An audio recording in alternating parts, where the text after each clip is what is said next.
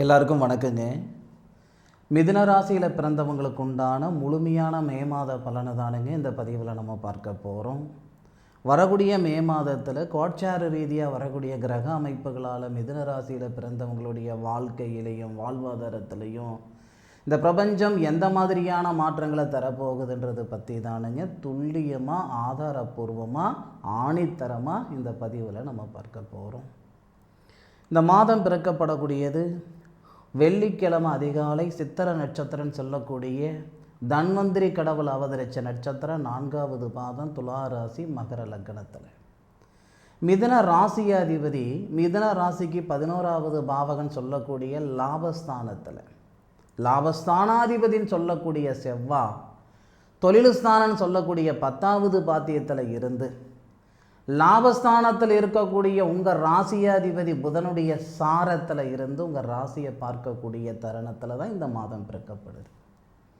மாத பலனாக இருக்கட்டும் அல்லது தினப்பலனாக இருக்கட்டும் வார பலனாக இருக்கட்டும் கோட்சார கிரக அமைப்புகள் எப்படி இருக்கோ அதுக்கேற்ற மாதிரியான பலன் தானுங்க வரும். அதுதான் கோட்சார கிரக அமைப்புகள், கோட்சார பலன் நம்ம சொல்கிறது. மிதுன ராசியாதிபதி லாபஸ்தானத்தில் இருக்க, லாபஸ்தானாதிபதி தொழில்ஸ்தானத்தில் மிதுன ராசியாதிபதி புதனுடைய சாரத்திலிருந்து மிதுன ராசியை பார்க்கக்கூடிய அற்புதமான நேரம். உங்களுடைய எதிர்பார்ப்புகள் இந்த மே மாதத்தில் பூர்த்தி ஆகக்கூடிய அளவுக்கு இருக்குது. நம்ம எதிர்பார்ப்புகள் அப்படின்றது ஒவ்வொருத்தருக்கும் ஒவ்வொரு விதமான எதிர்பார்ப்பு ஒவ்வொரு நேரத்தில் இருக்க தான் செய்யுது. இந்த பிரபஞ்சம் என்ன எல்லா நேரத்துலேயுமா நமக்கு சாதகமான பலனை கொடுத்துருது? அப்படி இல்லை. ஒவ்வொரு தருணத்துலேயும் ஒவ்வொருத்தருக்கு சாதகமான பலன். மிதுன ராசியில் பிறந்தவங்களுக்கு மே மாதம் 13 தேதிக்குள்ளார ஒரு சிலருடைய வாழ்வாதாரத்தில் மாற்றங்கள் வரும். அது படித்த படிப்புக்கு உண்டான உத்தியோகம்னு சொல்லலாம். ஏன்னா சில பேருக்கு படிப்பறிவு எந்த அளவுக்கு இருக்கோ அதே அளவுக்கு ஒரு சிலருக்கு பகுத்தறிவு அதிகமாக இருக்குது. ஒரு சிலர் ஓனாக பிஸ்னஸ் பண்ணிகிட்டு இருக்கிறேனுங்க, முன்னேற்றம் இல்லாமல் இருக்கிறேனுங்க அப்படின்னு சொல்கிறவங்களும் மிதுன ராசியில் இருக்க தான் செய்கிறீங்க.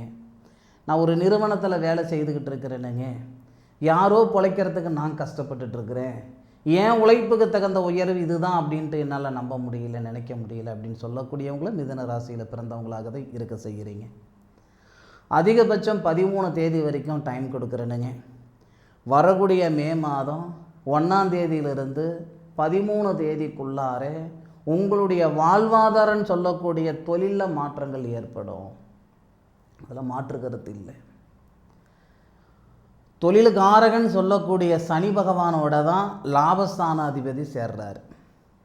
அப்போது இந்த சனி பகவான் உங்கள் ராசிக்கு 10வது பாவகத்தில் தொழில் ஸ்தானத்தில் தன்னுடைய சுயசாரத்தில் இருக்கு. அப்படி உத்திரட்டாதி நட்சத்திரம் சொல்லக்கூடிய தன்னுடைய சொந்த நட்சத்திரத்தில் இருந்து உங்களுடைய ராசிக்கு 4வது பாவகன் சொல்லக்கூடிய சுபஸ்தானத்தை சுபஸ்தானத்தை பார்க்கக்கூடிய கிரகங்கள் சனி பகவானுடைய பார்வை, லாபஸ்தானாதிபதி செவ்வாவுடைய பார்வை. சனியும் செவ்வாவும் சேர்ந்துருக்கிறது நமக்கு அந்தளவுக்கு நல்லது கிடையாது அப்படின்ற மாதிரி இருந்தாலும் சனியும் செவ்வாவும் ஒரு சாரத்தில் இல்லை.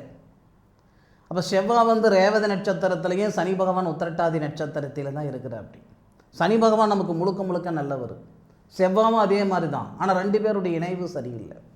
ஆனாலும் வெவ்வேறு சாரத்தில் இருக்கிற பட்சத்தில் மிதுன ராசியில் பிறந்தவங்களுக்கு 100% இந்த மே மாதத்தில் கண்டிப்பாக நல்ல மாற்றங்கள் வரும். அதில் மாற்று கருத்து இல்லை. அதே மாதிரி மிதுன ராசியில் பிறந்தவங்க ஒரு சிலருக்கு வாங்காத பணத்துக்கு வட்டி கட்டிகிட்டு இருக்கிறேனுங்க, செய்யாத தப்புக்கு தண்டனை அனுபவிச்சுக்கிட்டு இருக்கிறேனுங்க, ஒரே செயல் 1 வருஷமாக நான் பண்ணிகிட்ருக்கிறேனுங்க, ஆனால் அந்த செயல் முடிஞ்சு பாடு இல்லை, மற்றவங்களுக்கு அதே வேலைக்கு மற்றவங்களுக்காக நான் போகிறேனுங்க, அந்த வேலை முடியுது, எனக்காக முடியல அப்படின்னா இந்த நேரம் சாதகமாக இருக்கும். 16ஆம் தேதியிலிருந்து லாபஸ்தானாதிபதினு சொல்லக்கூடிய கிரகம் செவ்வாய் அவர் 12ஆம் தேதியே பயிற்சி அடைஞ்சிடுறாரு. அப்போ 16ஆம் தேதியிலிருந்து உங்களுடைய ராசிக்கு 2வது பாவகன் சொல்லக்கூடிய தனஸ்தானத்தை பார்க்கக்கூடிய கிரகம் செவ்வாய். அப்போ தனஸ்தானாதிபதி அந்த நாளில் செவ்வாவுடன் சேர்ந்து சந்திரமங்கல யோகம்னு சொல்லுவாங்க, அந்த யோகம் ஏற்படுது. இந்த மாத தொடக்கத்திலேயே நமக்கு என்ன யோகம் இருக்குதுங்கன்னா புதன் ஆதித்ய யோகம்னு சொல்லுவாங்க. லாபஸ்தானத்தில் புதனாதித்ய யோகம். அதுவே நமக்கு ஒரு நல்ல ஒரு ஒரு அனுகூலம் தானுங்க. இப்போ நமக்கு மிதுன ராசியில் பிறந்தவங்க பொறுத்த வரைக்கும் ஒருத்தர் வந்து உதவணும், ஒருத்தர் கையை பிடிச்சி தூக்கி விடணும், இப்படியெல்லாம் யாரும் நினைக்க மாட்டாங்க. நான் உழைக்கிறதுக்கு ரெடியாக இருக்கிறேனுங்க, என்னுடைய உழைப்புக்கு தகுந்த உயர்வு தான் நான் கேட்டுட்ருக்கிறேனுங்க, இதுதான் உங்களுடைய எதிர்பார்ப்பு. இந்த மாத தொடக்கத்திலிருந்தே ஒவ்வொரு நாளும் ஒவ்வொரு மாதிரியான மாற்றங்கள் கொடுக்க தான் செய்யும். ஆனால் 16ஆம் தேதியிலிருந்து பார்த்திங்கன்னா ரொம்ப நல்லாயிருக்கும். யாருக்கிட்டையாவது காசு பணம் கொடுத்து ஏமாந்துருப்பீங்க, இல்லை குடும்பத்தில் குழப்பங்கள் அதிகமாக இருந்துகிட்ருக்கும், இந்த மாதிரியான சங்கடங்கள் சரியாகும். இல்லை தேவையில்லாதவங்க மேலே ஒரு பழிபங்கம் வந்துருச்சு, பொருளாதார ரீதியாக இருக்கிற சங்கடங்களாக இருக்கட்டும், இது எல்லாமே இந்த தருணத்தில் நமக்கு சரியாகிறதுக்கான வாய்ப்புகள் இருக்கும். அது மட்டும் இல்லாமல் இந்த மாதம், இந்த மே மாதம்தான் உங்கள் ராசியில் இருக்கக்கூடிய குரு பகவான் இந்த மே மாதம் வரை தான் உங்கள் ராசியில் இருக்க போகிறாரு. அதாவது மே மாதம் 31 வரை. ஏன்னா ஜூன் மாதம் பார்த்திங்கன்னா குரு பகவான் பயிற்சி அடைஞ்சிருவார்.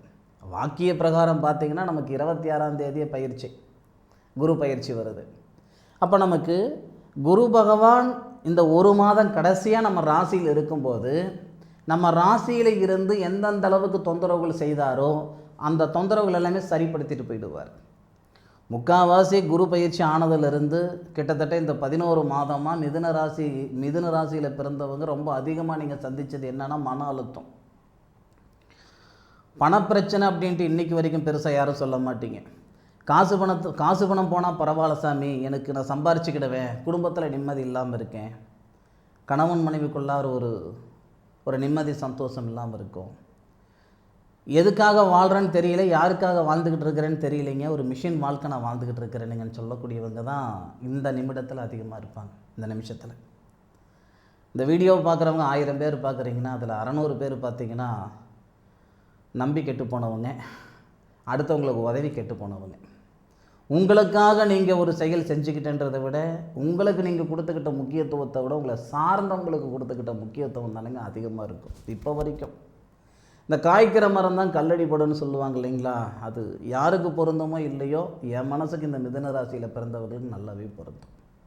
இப்போ இந்த ஒரு மாதம் இந்த குரு பகவான் பயிற்சி அடைகிறதுக்குள்ளார ஒரு சில நல்ல விஷயம் எல்லாம் மிதுன ராசியில் பிறந்தவங்களுக்கு 100% நடக்கும். அதில் மாற்று கருத்து இல்லை. உங்களுக்கு இந்த ஒரு மாதத்தில் வியாழக்கிழமை 4 வியாழக்கிழமை வரும்னு நினைக்கிறேனுங்க, 5 வியாழக்கிழமை வர்றதுக்கு வாய்ப்பு இல்லை. வியாழக்கிழமை நாளில், அதாவது குருவாரம் அப்படின்னா நமக்கு வந்து வியாழக்கிழமை, அந்த நாளில் உங்களுக்கு சந்தர்ப்பம் இருந்தால், ஏன்னா உங்கள் ராசியில் இருக்கக்கூடிய குரு பகவான் உங்கள் ராசிக்கு 2வது பாவகத்துக்கு போகிறாரு அடுத்த மாதம் முதல்ல. குரு பகவானுடைய திருத்தலத்தில், அதாவது நவகிரகத்தில் இருந்தாலும் சரி, அல்லது குரு பகவான் கோயிலுக்கு நீங்கள் போயிட்டு வந்தாலும் சரி, ரொம்ப நல்லது. முடிஞ்சால் ஒரு அபிஷேகம், இப்போ நம்ம குரு பகவானுடைய திருத்தலத்துக்கு போயிட்டு நம்ம அபிஷேகம் பண்ண முடியாது, இங்கே நவகிரக கோவிலில் கூட குரு பகவானுக்கு வியாழக்கிழமை நாளில் அபிஷேகம் மிதுன ராசியில் பிறந்தவங்க பண்ணலாம். இப்படி பண்ணுறது வந்து உங்களுடைய தொழில் ஸ்தானாதிபதி அவர் புனர்பூச நட்சத்திரம் சொல்லக்கூடிய தன்னுடைய சுயசாரத்திலிருந்து உங்கள் ராசிக்கு 2வது பாவக தனஸ்தானத்துக்கு வராரு. அதாவது தனகாரகன் சொல்லக்கூடிய ஒரு கிரகம் தனஸ்தானத்துக்கு வந்து தொழில்ஸ்தானன்னு சொல்லக்கூடிய தன்னுடைய சொந்த இடத்தை பார்க்க போகிறாரு. இந்த மாதம் முடிஞ்சு, அதாவது மே மாதம் முடிஞ்சு ஜூன் மாதம் முதல்ல சந்தர்ப்பம் இருக்கும்போது இந்த மாதத்திலேயே ஒரு அபிஷேகம் செய்யுங்க, நிச்சயமாக நல்ல விதமாக இருக்கும். அதாவது வரக்கூடிய குரு பகவான் உங்கள் ராசிக்கு 2வது பாவகத்துக்கு வரக்கூடிய குரு பகவானை முன்கூட்டியே நம்ம வந்து புக் பண்ணி வச்சுக்கிற மாதிரி நம்ம ஒரு அபிஷேகம் செய்து, குரு பகவானுக்கு அபிஷேகம் செய்து அவருடைய பரிபூர்ணமான அனுகிரகங்கள் நம்ம மேலே படுறதுக்கு உண்டான ஒரு சூழல் அது. இது கடைசி இந்த மாதம், அது ரொம்ப நல்லாயிருக்கும், பார்த்துக்கோங்க, செய்து பாருங்கள், நல்லாயிருக்கும். என்ன மிஞ்சி போனால் ஒரு 1500 ரூபாயிலேருந்து 2000 ரூபாய் வரும், அவ்வளோதான் வரும். அதே மாதிரி உங்கள் ராசியில் இருக்கக்கூடிய குரு பகவான் உங்கள் ராசிக்கு 5வது பாவகத்தை பார்த்துட்டு போகிறாரு. அப்போ நமக்கு நீண்ட நாள் திருமணமாகி குழந்தை பாக்கியம் இல்லை, நிறைய பரிகாரங்கள் செய்துட்டேனுங்க, நிறைய வைத்தியம் செஞ்சு பார்த்துட்டேனுங்க, இது வரைக்கும் எங்களுக்கு செட் ஆகலை, இது வரைக்கும் குழந்தை பாக்கியம் உருவாகலை, நான் பிரம்மச்சாரியாக இருந்தேனுங்க, அப்படியே இருந்திருந்தாலும் பரவாயில்ல, சந்தோஷப்பட்டு பண்ணுங்க, சம்சாரி ஆகி தாய் தந்தை ஆக முடியலையே அப்படின்ற ஆதங்கம் என் மனசுக்குள்ளார நிறையா இருக்குதுங்க, நான் எனக்காக கஷ்டப்படுறேன்னா இல்லையா, என்னை நம்பி ஒரு பொண்ணு வந்தது, அந்த பொண்ணுக்கு ஒரு வாரிசு உருவாகலையே நான் ஒருத்தருக்கு வாக்கப்பட்டனுங்க, அவங்க வம்ச விருத்தி ஆக்க முடியல என்ற எனக்கு ஆதங்கம் இருக்குது. ஆணுக்கும் சரி பெண்ணுக்கும் சரி. இந்த ஆதங்கம் நீங்கிறதுக்கு உண்டான நேரமாக இந்த நேரம் இருக்கும். சார் ஆதாரம் என்ன சார் அப்படின்னா, ஆதாரம் இல்லாமல் சொல்லிட மாட்டேனுங்க. ஏன்னா நம்ம இந்த இணையதளத்தில் ஒரு பதிவு நம்ம கொடுக்குறோம்னா, நான் சொல்கிற விஷயம் நடந்தால் நீங்கள் ஃபாலோ பண்ணுவீங்க, நடக்கலை அப்படின்னா அடுத்த செகண்டே தூக்கி போட்டுட்டு போயிடுவீங்க. நீங்கள் பார்க்குறீங்க, பார்க்கல, அது ரெண்டாவது பட்சம். நான் ஒரு விஷயம் உங்களுக்கு நான் சொன்னேன் அப்படின்னா, அது நடந்தால் அது புண்ணிய கணக்கில் சேரும், அது நடக்கலைன்னா பாவ கணக்கில் சேரும். அது எனக்கு வேண்டாம். பொதுவாக ஒரு ராசி அல்லது லக்னம்னா 6வது பாவகம் முக்கியமாக பார்க்கணும். 6வது பாவகத்தை. அப்போ உங்கள் ராசிக்கு 6வது பாவகம் செவ்வாய், அவர் குரு பகவானுடைய வீட்டில் இருந்து 8வது பார்வையாக உங்கள் ராசிக்கு 5வது பாவகத்தை பார்க்குறாரு. ஏற்கனவே 4வது பார்வையாக உங்கள் ராசியை பார்த்துடுறாரு. ருணரோக சத்ருஸ்தானாதிபதினு சொல்லக்கூடிய செவ்வாய் உங்கள் ராசியை பார்த்து பிறகு மாறினதுக்கப்புறம், அதாவது உங்கள் ராசிக்கு 11வது கட்டத்துக்கு பாவகத்துக்கு அந்த பாத்தியத்துக்கு 12ஆம் தேதிக்கு வந்துடுறாரு அல்லவா. அப்போ உங்கள் ராசிக்கு 5வது பாவகத்தை பார்த்துருவார். அதே 5வது பாவகத்தை உங்கள் ராசியில் இருக்கக்கூடிய குரு பகவானும் பார்க்கிறார். இப்போ சூரிய பகவான் அவர் தானே இந்த தைரிய ஸ்தானாதிபதினு சொல்லக்கூடிய கிரகம். புதன் நம்ம என்ன சொல்லுவோம், உங்கள் ராசியாதிபதி. அப்போ புதனுடைய பார்வை, சூரியனுடைய பார்வை, செவ்வாயுடைய பார்வை, அதுபோக உங்கள் ராசியில் இருக்கக்கூடிய குரு பகவானுடைய பார்வை, 4 கிரகங்களுடைய பார்வை நம்ம ராசிக்கு 5வது பாவகம் சொல்லக்கூடிய அந்த புத்திரஸ்தானத்தை பார்க்குது. புத்திரஸ்தானாதிபதினு சொல்லக்கூடிய கிரகம் 12வது பாவகத்தில், அதாவது என்ன சொல்லுவோம்னா ஐன சுகஸ்தானத்தில். ஐன சுகஸ்தானாதிபதி ஐன சுகஸ்தானத்தில். இதனால் நாள் கணக்காக, மாத கணக்காக, வருட கணக்காக புத்திர பாக்கியத்துக்காக முயற்சி பண்ணுறோங்க அப்படின்னாலும் உங்களுக்கு உண்டான ஒரு சிறந்த மாதம் தானுங்க இந்த மாதம். இந்த மே மாதம் வாழ்க்கையில் இருக்கிற சங்கடங்களை சரிப்படுத்தும், வாழ்வாதாரத்தை அதிகப்படுத்தும், மனசிக்கல் மன அழுத்தத்தை சரிப்படுத்தும். முக்கியமாக புத்திர பாக்கியத்தில் இருக்கக்கூடிய சங்கடங்களை சரிப்படுத்துறதுக்கான நேரமாக இருக்கும். அது மட்டும் இல்லை, 14ஆம் தேதிக்கு மேலே இந்த திருமணகாரகன் சொல்லக்கூடிய சுக்கிரன் உங்கள் ராசிக்கு வராரு.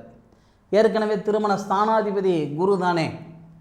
மிதுன ராசி மிதுன லக்னத்தில் பிறந்தவங்களுக்கு நீங்கள் ஆணாக இருந்தாலும் சரி பெண்ணாக இருந்தாலும் சரி, திருமண ஸ்தானாதிபதினா 7வது பாவகத்துக்கு அதிபதி இல்லையா, அவர் ஏற்கனவே உங்கள் ராசியில் இருக்கிறார்.